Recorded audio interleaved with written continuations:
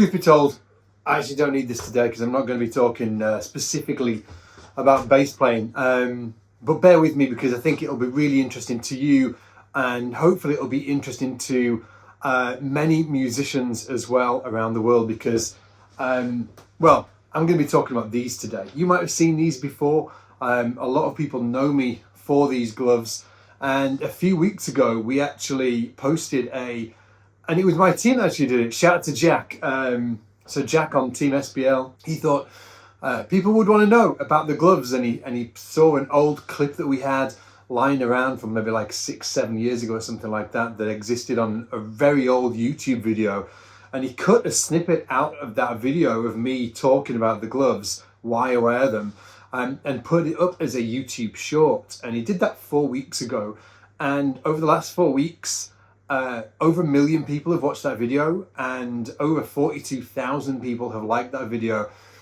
And I was like, ah, shit, maybe I should be talking about why I wear these gloves more often, because I think that there's obviously interest in that, but more importantly, is that it's affecting other musicians as well, and musicians that careers might be ending and they might not even know why it's happening. And that's kind of why I wear these gloves, right? And I'm sure that you've seen people calling me out in the comments, all of the names under the sun, like, you're an idiot, what are these stupid gloves on for? And you know, like, this, without going on about it, yeah, like, people call me out about it, but it's because they don't know what I'm wearing these for, and that's actually not their fault, that's my fault. I'll take responsibility for that, because I should be sharing why I'm wearing these gloves, because I think it is so important to so other many musicians as well. That is not discounting that there are a bunch of trolls on the internet going around being complete dicks, and you know who you are. You know who you are, right? So I'm not discounting them. I wish they wouldn't do that. You know, for me, I've been doing YouTube for over 10 years now, so it kind of like, I don't even notice it.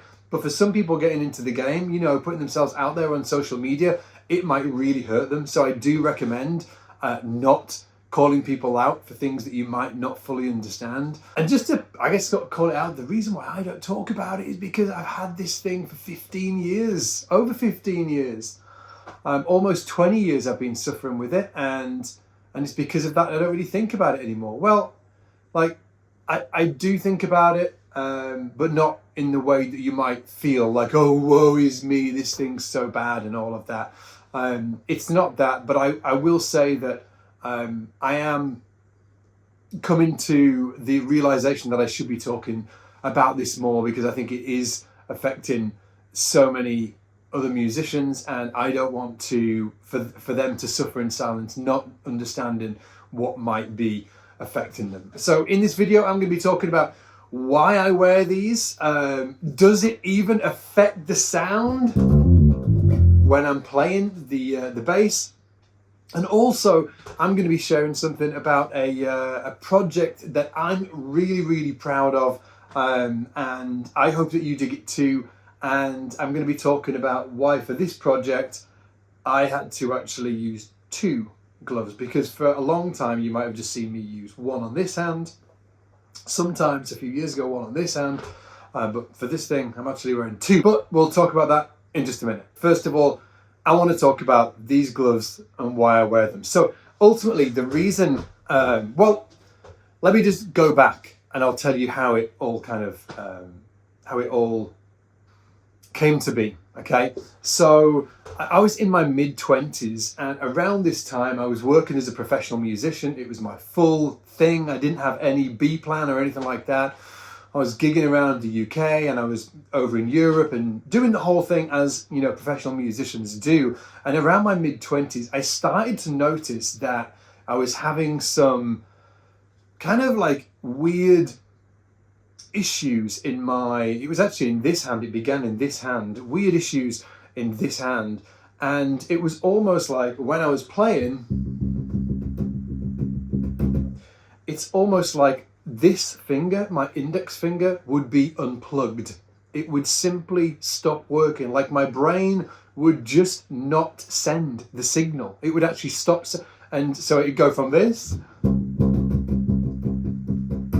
to this, right? Just one finger. And I was like, what is going on? And it felt kind of like a spasm almost. It was actually really weird to go through it. So I went to a bunch of physios and chiropractors because they thought it was something to do with my neck, and then I had acupuncture and that whole thing. Nothing happened, and it just kept on getting worse and worse, to the point where I actually at some point started playing 100% with a pick. I couldn't play with my fingers on this hand anymore. I had to use a plectrum or a pick. I'm not sure what you guys understand. I think you guys call them picks, right? Over here we call them a plectrum. But I was using a pick 100% of the time. Great, I thought. So started getting into all of the amazing pick players for inspiration. I was looking to Steve Swallow and Bobby Vega and Anthony Jackson, and those guys that are incredible and play with the plectrum. And life was good, but not for long, because after a few months of this hand not recovering, but me finding a fix for it, this hand started to be affected as well. Again, in a really strange way. There was no pain or anything like that. It doesn't hurt. It's almost like fingers were being unplugged, but in this hand, it was much more severe, and I was having almost spasms. My fingers were like kind of jumping off the fingerboard. I'd go to move my middle finger here, and my little finger would move, and vice versa. Like, think about that. You go to put lift up your middle finger, and your little finger moves, but it's kind of like a spasm as well, almost like your hands are locking up. And so this started happening, and again, it was very much like this hand started creeping in over time, and it got to the point where I didn't know what to do. I was going to, again, physiotherapists, acupuncturists, chiropractors, like everybody I could think of. And I was going to the GP, and the GP was sending me here, there, and everywhere, and nobody had an answer. And it actually got to the point where I could barely play. Like, literally couldn't play. And around this time, I thankfully, I just took it upon myself, and I booked myself a private appointment with a private neurologist. Over here in the UK, we've got the National Health. That is great until you're on a million waiting lists, and it's like 6 months to see somebody and all of that shit. Like, that's not the great side of it, okay? So what happened? So I booked myself an appointment with a private neurologist, went for the MRI scans and all of that thing, right? Anyway, went to his office, went to his office, and I'm sitting there, and he comes in, he's like, look, I've done all of these tests, yada, yada, yada. It looks like you've got focal dystonia. I was like, focal what? He's like, focal dystonia. He said, it's actually nothing to do with your body, how it's working, tendons, muscles, anything to do with that. It's actually to do with your brain, and your brain has rewired itself. And as soon as he said that, I was like, shit, this is not going to be a great prognosis. And I could tell by the way that he was speaking that it wasn't great as well. So he went on, you've got focal dystonia, your brain's rewired itself. You've got this part of the brain called the frontal cortex, and on the front of this, there is actually a film, like a jelly-like film made up of honeycomb. And each piece of honeycomb, if you imagine honeycomb, right? And each piece of honeycomb, an electrical signal can be sent down that piece of honeycomb and does something like this. So to move this finger, an electrical impulse is sent down one of these little honeycomb on the front of the frontal cortex, okay? And in focal dystonia's case, what happens is the honeycombs start breaking down. They start breaking down and merging. So instead of electrical signal going down here, it starts going down here, then goes off down the wrong honeycomb, therefore creating spasms and electrical impulses going to the wrong. Oh, it's a whole mess. Okay, it's a whole mess. So at this point, he sits me down. He says, "You've got focal dystonia. Your brain's rewired itself." He also says, "I've worked with many people who have had this in the past, and they've tried everything to try and fix this. And I've not worked with one person who's actually solved it." And then he said, like, what else can you do other than music? Because right now, your career in music is over. He said, I'm like 99% certain it's over. I'm sitting there and just like, what the fuck? I'm just like, oh. You can imagine it. All I've ever done since I was a kid, since I was 13 years old, I like flunked out of school. I did terribly in school, all of that, right? I did I'd done nothing, okay, since I was a kid, since I was 13 years old. When I first started playing guitar, I'd done nothing but music. And I was sitting in front of this guy saying, oh, by the way, your career's over. What else do you do? Because this music thing that you're doing right now, that's it. It's you know, you're going to have to switch that off. So I kind of like walked out of that room totally shell-shocked, emotionally, completely devastated. But I'm a tenacious little shit. And I thought to myself, well, what I'm going to do is I am going to seek out a specialist. I refuse to believe what you've told me, and I'm going to go on a journey to seek out a specialist. So I flew around Europe to various specialists, working with them. At one point, I was tying blindfold. I was sitting there with a blindfold around my face, and I was sitting there with dominoes. And I had to touch the dominoes and match the side of feeling the dimples of the dominoes with each finger, trying to retrain the neural pathways in my brain. The whole thing, it actually sent me slightly mad. Slightly might not be the word. I basically just went completely mad because I'd had this thing that I absolutely loved freaking ripped away from me and flushed down the toilet. I couldn't play at this point. Like literally, I couldn't play this.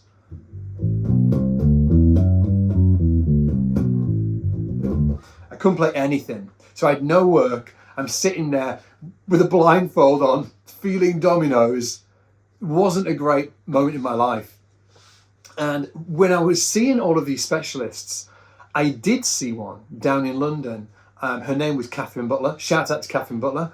And she mentioned randomly in our meeting, as I was literally, as I was walking, like not out the door, but I was like, packing my bag up, I was about to go.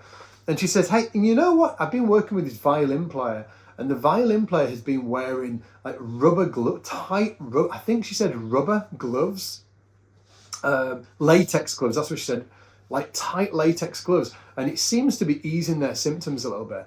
I was like, okay. Now I'd seen Etienne Mbappé play before. And Etienne Mbappé, fantastic French Cameroonian bass player, like bonkers, plays with John McLaughlin, all of these amazing artists, right?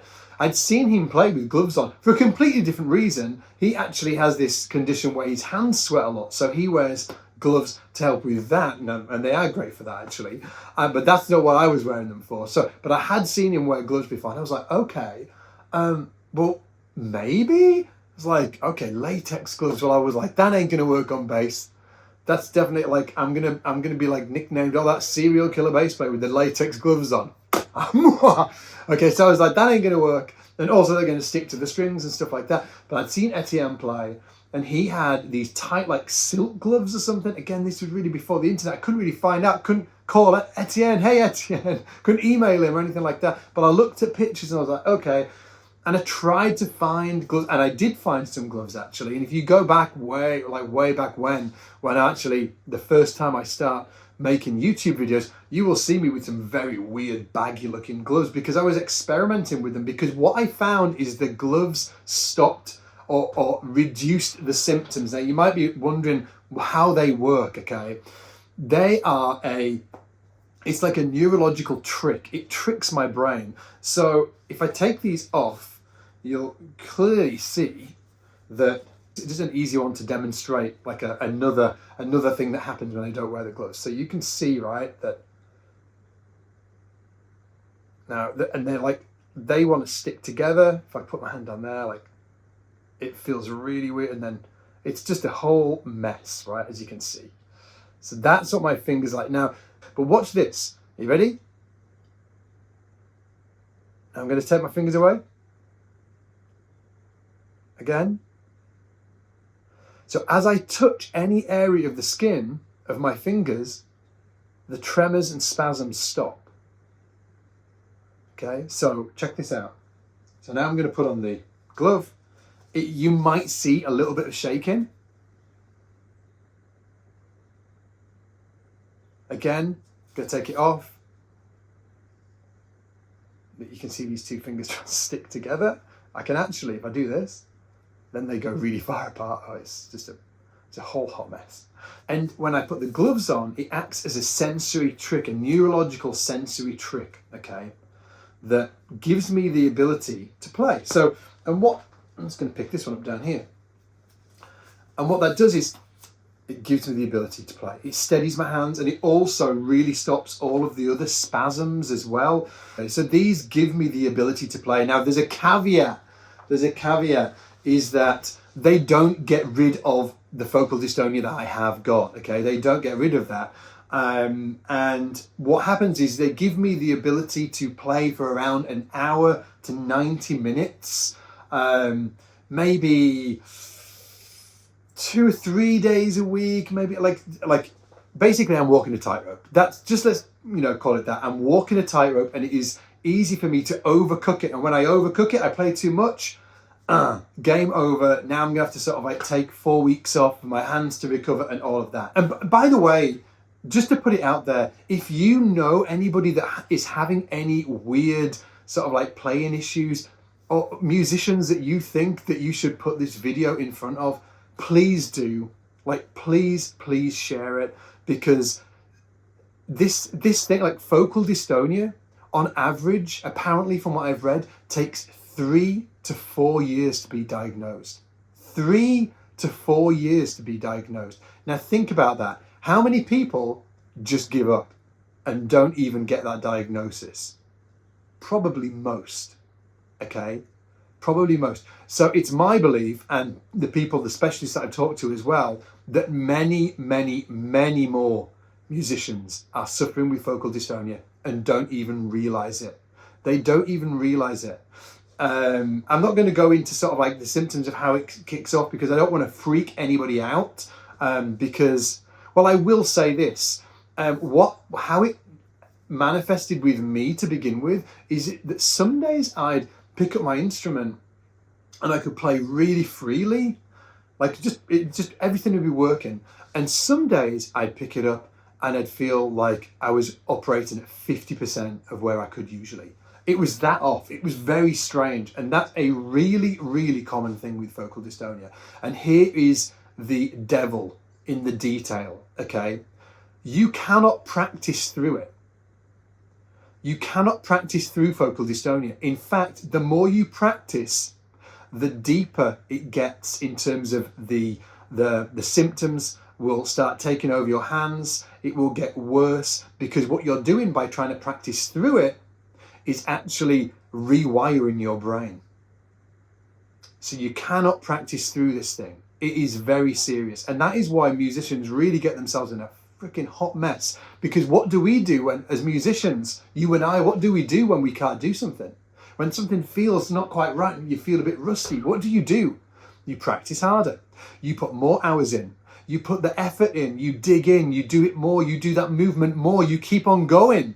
And what that movement, what that practice is doing is actually burying this crap even deeper into your brain. So it's a real pile of crap. It really is. So please, if you know people that might have suffered with any movement disorders or anything like that, and they seem to be hitting a roadblock, they've spoken to all of these different, specialists like physiotherapists and all of that, and they're just, please share this video with them, or share it with musicians that can share it with their friends as well, because I think that, again, there's so many more people suffering with this than people know. Julian Lage, my favorite all-time jazz guitar player, just like absolutely bonkers. He came out recently and he had a really bad spout with focal dystonia. And there is a very famous bass player who does suffer incredibly badly with focal dystonia, but I'm not going to mention their name because I'm not sure that they've openly stated it or anything like that, and it's not for me to say. It's not for me to go out there and state that. So yeah, it's somebody that everybody watching this video knows, and I know that it affects them every single time that they pick up the bass. It affects them, and I really do feel for them as well, because I have been through that journey and felt that pain that they have as well. So this affects a lot of musicians much more than people are aware of. Now, just moving on, I did mention that I'm wearing 2 gloves recently, and it's because, well, you might have seen me play live once before on the interwebs, I've done various like one-off videos, like I've done something like a few tracks with Ariel Posen with when he came over to the UK, and then Josh Smith and Gary Novak and I got together and did some like really cool trio thing when they come over. And I've done like a bunch of live sort of like stuff that you can see performances on the internet, right? But I've never released any original album. I've never released an album. And so many people have said, why haven't you not, like, please release some of your own music? Because when I play in a band, people are like, whoa, you can actually play pretty well. And yeah, and I can play pretty well. But people are like, hey, why has he not released any music? What, you know? And the reason is these. Because for me to get in a studio with a band and play for hours, you know, on consecutive days, is something in the past I'd never been able to psychologically get my head around. I just couldn't do it. It felt like too much of a risk. The downsides are too much, and it just emotionally just really sort of like even saying it now, I feel like, oh, like, do you know when you feel sort of like that emotion sort of like going up into your face, like you're going to tear up? I'm just like, it's just too much. But like late last year, I kind of, for whatever reason, you know, these things bubble up, don't they? For whatever reason, I just thought, fuck it, I need to do something. I need to do an album, because if I don't, I'm going to regret it. If I don't put my musical stamp on something, I'm going to regret it, because I love this thing. I love bass, I love music, and I love art and everything that it stands for and everything that it is. So I reached out to a friend of mine called Simon King. And I was like, look, man, I was like, do you fancy doing a project together? And specifically, I was like, do you fancy doing a fusion album? And he was like, hell yeah, because fusion is the music that I grew up on. It really is. Tribal Tech and Brand X, Chick Corea Electric Band, the Mavinish Orchestra, all of these amazing fusion bands, right? That Uzeb, Elaine Caron, you know, all of the bass players, all of the music. That's what I grew up on as a bass player. And I absolutely love that music, and that's what I wanted to put my stamp on that music. And so I partnered, like Simon and I partnered, we created this thing called the Devine King Project. We put together an amazing band for it. We've got David Binney, New York, like legendary saxophone player. We've got Scott Kinsey, who is in Tribal Tech. We've got Nate Worth, who plays percussion in Snarky Puppy. We've got Gergo Borelai on kit. And myself, like obviously I'm on bass, and Simon King is playing guitar. So it's called the Devine King Project, and we have just released an album. If you want to go and check it out, it's on all of the places that you will normally find it, right? Spotify and Apple Music and stuff like that. So you can go and listen to the entire album on there. And also, we recorded the entire thing, because I went into a studio and we did it. We did it over an entire week. We recorded it live. We're going to release a documentary about it, and we're also going to release all of the live tracks, one per week, onto YouTube for you guys to check out. I hope you really dig it. Again, this has really been holding me. You'll see on that, you'll see on the video that I've got both gloves on that recording, because I got myself into a bit of hot water preparing for the session, and this hand started to melt down, and it's all in the documentary. I'm also done some podcasts about it. So if you check out Scott's Bass Lesson podcast, I've talked about it extensively on there as well. But go check it out. It's on all of the places that you would imagine. And I've also had the entire thing transcribed. So you can get all of the tab and notation for everything I play on the album. Okay, everything I play on the album, you can get all of the tab and notation. We've created an ebook for it, and I'm giving it away for free. I want to give it away for free because I want you guys to celebrate this music with me. Go to scottsalbumbonus.com and you can get it there. scottsalbumbonus.com, T, scottsalbumbonus.com, and you can get it there. And there's a link down in the description below. And Simon's put all of the guitar tab and notation together as well. So if you go to simonpeterking.com/Devine King Project, you can get all of the guitar tab and notation as well. Badass, right? Now, just to close up this video, I just want to say again, if you have any musician friends that would benefit from seeing this video, if they've had like movement issues in the past and they've talked about, oh, I think I've got tendonitis and I think I've got this, like it might, you know, there is a chance if there's no pain involved, that it could be focal dystonia. So it would be worth putting this video in, sharing this video with them so they can check out my story, and then they can go and see a specialist. And hopefully it won't take them 3 or 4 years to be diagnosed. And hopefully they haven't even got focal dystonia. But there is a chance that, you know, that they have. And if they have, it's worth going to see a specialist, because it's something that you are going to need support with, and it's something that you can't practice through. That's the most important thing that I want you to take from this video, that you can't practice through focal dystonia. You've got to work with a specialist to help you get through this. If you can, like for me, I couldn't, like, I'm 20 odd years in now. I haven't solved it. I wear these gloves, and that solved it for me. That was my workaround. But some people do, like Julian Lage, he did fix it for himself, which is absolutely fantastic. And hopefully more people can do what he did as well. So with that said, I just want to say thank you again for supporting me, supporting the team here at SBL and what we do. We absolutely love you, and we absolutely never ever take for granted that that you let us support you and bring value to you through the content that we create, and hopefully the enthusiasm we bring to our love of music and our instrument, the bass. So with that said, take it easy, and I'll see you in the shed.